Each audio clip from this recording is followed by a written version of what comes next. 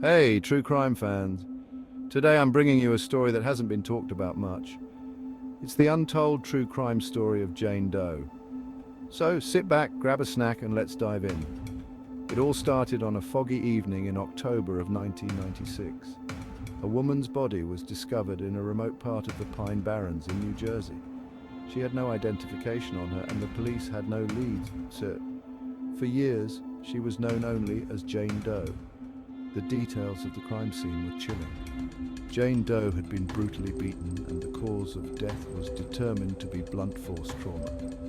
There were no signs of sexual assault, but there were defensive wounds on her arms indicating she fought for her life. The investigation was extensive.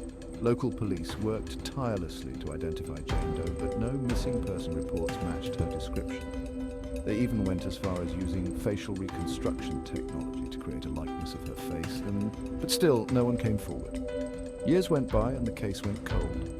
And that is until a break came in 2008. A new detective, who had a knack for solving cold cases, took a fresh look at the evidence.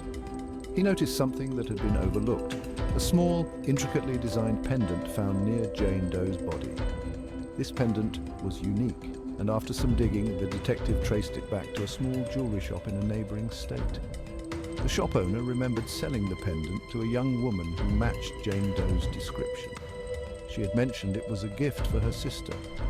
With this new lead, the detective was able to identify Jane Doe as Emily Parker, a 24-year-old from Pennsylvania who had been reported missing in 1996. Emily had been visiting her sister in New Jersey at the time of her disappearance. But the mystery was far from over. Who killed Emily Parker and why? The investigation turned towards Emily's personal life. It was discovered that she had been in an abusive relationship with a man named Richard Harris. Harris had a history of violence and had previously been arrested for domestic abuse. When questioned, Harris denied any involvement in Emily's death, but the evidence was mounting against him. Phone records placed him in the vicinity of where Emily's body was found, and witnesses came forward saying they saw Harris and Emily arguing the night she disappeared. In 2010, 14 years after Emily's murder, Richard Harris was finally arrested and charged with her death. He was convicted of second-degree murder and sentenced to life in prison.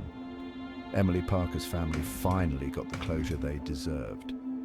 But the story of Jane Doe, now known as Emily, serves as a stark reminder of the many cold cases that remain unsolved. So that's the untold true crime story of Jane Doe. If you enjoyed this video, don't forget to like, subscribe, and hit the notification bell for more true crime stories.